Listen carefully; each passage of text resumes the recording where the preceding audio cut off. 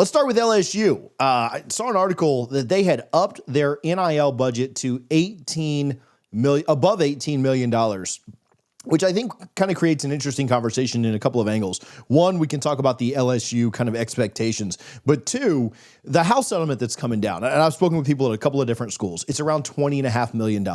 What they're actually going to have out of that to pay current athletes, because you do have to pay some back pay and stuff, is maybe around 18 million. And then that's split up among all athletes. So Georgia has put out kind of their plan for it. It's like 13 to 14 million for football. I think a lot of programs are going to be in that range, 13 to 14 for football, a couple of million for basketball, maybe both sides of basketball. And then everybody else gets everything else: baseball, swimming and diving, gymnastics, whatever, all your kind of non-rev sports. And so if that's the case, and LSU's kind of in that same Georgia vein, right? Let's say they're spending $12, $13 million, $14 million from their cap money. They're certainly going well above the cap. Now, that's, they're thinking $4 to $5 million above the cap. I've heard anywhere from $6 to $8 to $12 million above the cap is what people will spend. So if you're Ohio State and you're spending $25 million, in theory, that's what, 12 million above the cap, right? Sure. Because you're only, even though you have $18 million, you can only spend 13, or you probably are only spending 13. So I think that's a couple of different angles that we can take this down, a couple of different ways that we can talk about this. Cole, I know you're chomping at the bit to talk about this from the LSU perspective, but I do want to get into some of the other, what teams are spending above the cap, who can't even get to the cap. What does that look like as well? But let's start with LSU. The big thing with LSU is that they lost out on Bryce Underwood, and they said, okay, well, let's go ahead and invest as much in the transfer portal as possible. We're going to continue to bring in the right recruits, and we're going to flip some kids at the last second to put ourselves in a great position to where year 4, there really is no excuse. I love everything that Brian Kelly has done this offseason, because if he's finally understood the lay of the boot. And when you talk about the state of Louisiana, you should not be losing talents. You should not be losing names to Alabama, to Auburn, to Texas, to Arkansas. Any 4-star recruit that comes in this state should be waiting and salivating to play at LSU. And so what has he done? He's gone out and he's added in the right personnel to bring in the right personnel. What I mean by that is that look at his staff. Everyone in that building has ties to the state of Louisiana. So it's no longer just him hopefully hitting on a few kids that are looking at Alabama and saying, no, I'm LSU, it's my hometown team. No, he's got guys like Lance Guidry, who's gotten experience there. Joe Sloan, who has experience there. Blake Baker, who has experience there. You talk about Corey Raidman in the secondary. A new offensive line coach, Alex Atkins, coming in from Florida State. They all have experience. And so you're starting to see them utilize the money properly to bring in the right personnel in terms of the transfer portal, but they're also landing the right 4-star recruits. You add all this together, it's supposed to meet expectations, because guys, if you don't know anything about Baton Rouge, Louisiana, and you don't know anything about the Tiger culture, 8-4 is never going to cut it, since Nick Saban has found the key on how to win in that state. Finishing with anything less than double digits is a failure of a season in Tiger Stadium, and it should be. You look at the last 3 coaches that have come through that building: Nick Saban, Les Miles, Ed Orgeron. They've all won national championships. You could argue that Brian Kelly, the all-time winningest coach at a program like Notre Dame, a guy who has come in and proven that he is one of the all-time winningest coaches in college football, is a better coach than Ed Orgeron and Les Miles. And he hasn't been able to do anything other than make it to 1 conference championship in 3 years. And they're invested with this veteran core of offensive pieces. Garrett Nussmeier's in. You bring back Nick Anderson. You feel better about the running game with Caden Durham. You feel really good about the tight end room now of what you've been able to replace with Mason Taylor's departure. You bring in guys like Barry Brown, and you bring in Nick Anderson. You have a defense that's going to be headlined by 2 veterans and Whit Weeks, and you throw Harold Perkins back in the star position. This is a team that has realistic goals and should have realistic goals to be competitive enough to make it to Atlanta, competitive enough to be a college football playoff threat, and competitive enough to win multiple games to put themselves in a sheer position to compete for a spot down in Miami and hoist up a national title.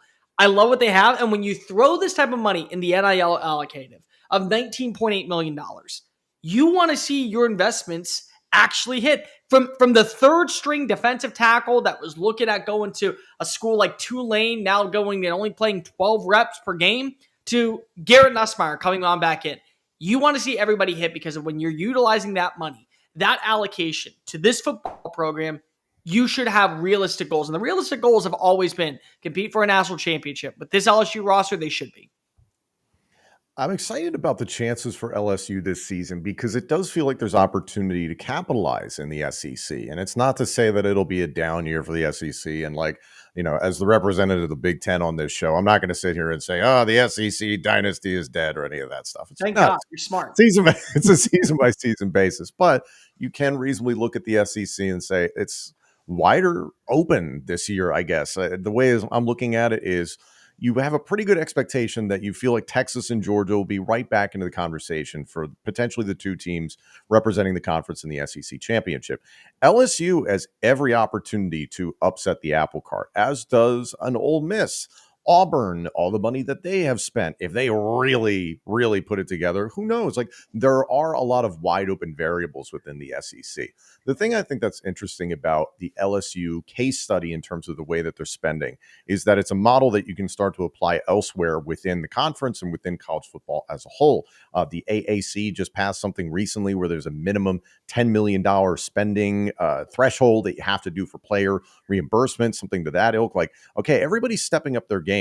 And there are the schools out there, despite them being in the Power Four or the Power Two, as we like to call it on this show, it's not all of them have 18.5 to put down on college football or 20 to put down on college football, to be specific. So I'm very curious to see, one, which teams are able to spend like LSU. People are loving to knock Ohio State, the greatest roster ever bought this past season. They've spent $20 million on it, allegedly. $34 million spent during the winter cycle for players, recruitment, and coaching staff.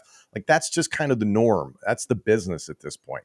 And there's always going to continue to be loopholes with this stuff. And I'm sure, Cole, you understand this very thoroughly. And it's a lot of people who have knocked the SEC is that, yeah, before NIL was legal, you just pay a kid under the table, something like that. It's in a McDonald's bag. You get a number Right. 2 and then you throw in $2 million. That's what we all know. It's a side of fries. UNC just bumped their scholarships from 85 to 105 for football this upcoming season, and it's kind of a redundancy. It's like you don't need to call it a scholarship. You can just pay a kid something like that. We're going to talk about Wisconsin in a little while. Xavier Lucas basically broke the transfer portal going to Miami, that it's like, oh, I don't have to go in the portal. I'm just going to go enroll at Miami because I want to play there. And all it takes is some wealthy booster being like, here's X, come to my school, and you'll just leave like any student would. So there's all these loopholes, I think, that are still yet to be closed. The thing that's really going to be critical, and you've already seen this movement, especially in this offseason cycle, is all these franchises, these schools, these teams hiring general managers, hiring NIL experts, hiring data analysts, those sorts of things. Well, minus Georgia, because Kirby wants to do everything in his own watch. There you go. So, you have these examples, and it's like, who's going to budget their money the best? Who's going to be the Howie Roseman of college football? How much do you spend on a quarterback? How much is overspending on a quarterback? How much do you spend on offensive line versus defensive line? Like, these are new problems for these college football teams. And LSU is trying to figure it out early. I think they realize, or at least they feel like the Bryce Underwood miss is a big enough deal for them to spark this type of spending. We'll see if Bryce Underwood actually lives up to the hype at Michigan. So there's all these variables out there that I think are absolutely fascinating with this house settlement. But the sooner we close these loopholes, the sooner we can get to an even playing field. But like, I just don't feel like that even playing field is really that close. It feels further away in terms of multiple years, maybe decades. Tom, what are you talking about with even playing field, though? And I'm not trying to cut off TJ, but like, are we talking about even playing field between the heavy hitters like Ohio State and LSU? Right. No, because that's what we're talking about here. Because of right. And by the way, anybody who's complaining about Ohio State spending $20 million and they come out with a national championship, the ring speaks louder than anybody online. So just go ahead and shut the heck up while you're doing that. No, but like, that's the even playing field at this point. You are going to start to see parity from these other teams that we look every few years going on runs. Ole Miss, South Carolina, Illinois, Minnesota, these rosters that we feel like they could at least put themselves in a position to go to the playoff. But is that going to create separation between them and the Alabamas and Ohio States and Michigans that can afford any 5-star and then his best friend to come on in who's a 4-star because we're going to take a guaranteed discount and pay just $1,000 more?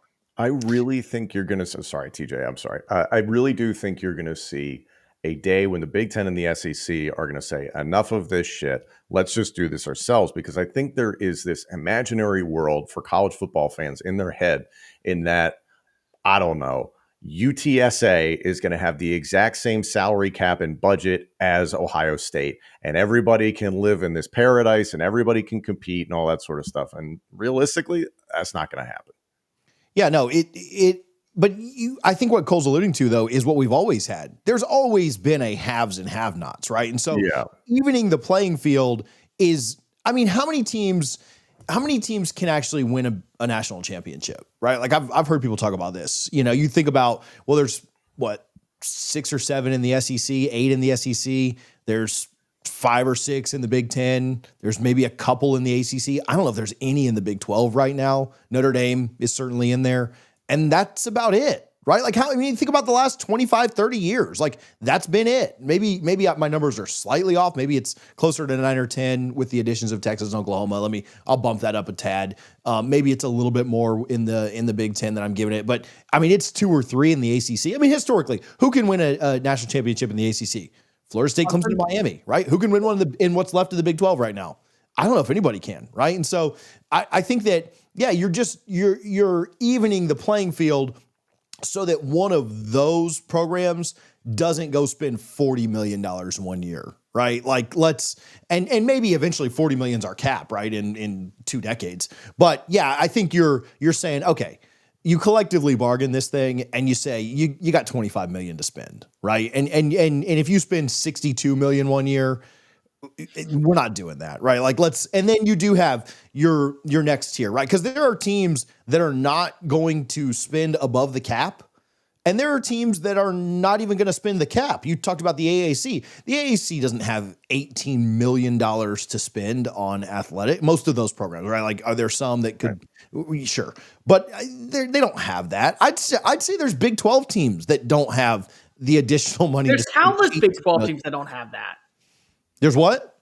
Countless Big 12 teams that don't have that. Mm-hmm. I think there's ACC teams that don't have that. Wake's not spinning that. Syracuse is not spinning that.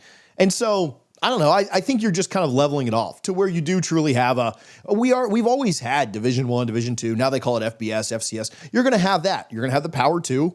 They can use our name if they'd like to pay us. No, they can. I want to retire at 35. I'm sure they would just take it. But, and then you're going to have kind of a sub tier, right? The remaining ACC schools, some of your, Big 12 schools, whatever. Like you're going to have another tier, and then that's it, right? You're going to create 2 tiers of playoffs of systems, and that's what it'll eventually be. They'll have their own playoff. Now, again, is that 10 years from now? Is that 15 years from now? I don't know.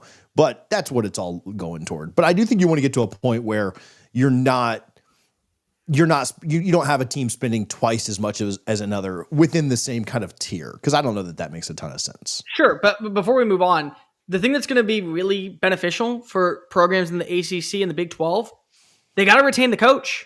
I mean, the second that you watch as Kenny Dillingham continues to do what he's doing down in Tempe, Arizona, and a job opens up at a Michigan or an Ohio State or an Alabama, you got to make sure that he turns it down, because that's the way to where you can at least have that conversation of, hey, I'm buying into this program. I want to change the culture. We only have a 2 or 3 year window to where we can win a national title, but we can win a national title. The problem is that you have all these other programs, LSU, Alabama, Georgia, Florida State, that will do whatever it takes to pay him top dollar to bring him on in and make sure that he is the reason why this program that is spending money with the salary cap that they have can actually win a championship. And by the way, there's been like 5 national champions in the last 10 years. Do you understand how challenging it is to actually win the whole thing? So when you go and have your expectations, also make sure that your expectations go from, hey, we're competing for a semifinal spot. We're competing for a quarterfinal spot.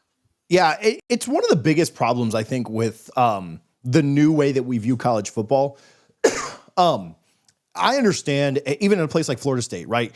Everybody at Florida State says, hey, our expectation is to win a national championship. And the reason for that is because in the 90s, they were always in it. They were always competing for that. And that got ingrained in their minds. And if you talk to anybody at Alabama, the expectation, because of Saban being there, is to win a national championship every single year.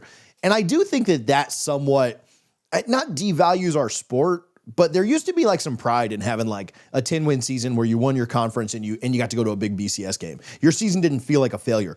It feels like 133 teams, maybe 133 is an exaggeration because sometimes you can finish strong and do a little bit better. But it feels like so much of our mindset is now championship or bust, especially with the money that we're pouring into this thing. And I don't love that. I don't love the idea. I mean, think about it. I've been alive for 34 years.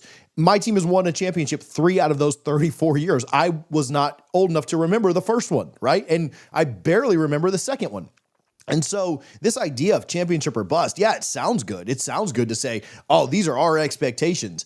They're really not. Like, your coach doesn't have that expectation. Does he want it? Absolutely. And at some places like Georgia, Ohio State, on the current run that they're on, sure, that makes a lot of sense. But I mean, that's not realistic. And you're right. Like, it is so incredibly difficult to win that. And I do think that somewhat of that, having that expectation makes every single year feel like a failure, right? Like, Jags fans don't feel like their expectation is to win a Super Bowl every year, right? Like, Cowboys fans want it, but like, they don't feel like that's a realistic expectation. You even go to the craziest, even Lakers fans and Celtics fans, right now, those teams might be good, sure. But like, I think that kind of ruins the idea. And I think that's a direct result of the playoff, to be very honest with you. Thank you for watching this episode of The Power 2. This was part of a live show that you can get right now by clicking the link on the screen. We appreciate you guys for tuning in. Make sure you're subscribed to College Football Addiction so you don't miss any of The Power 2.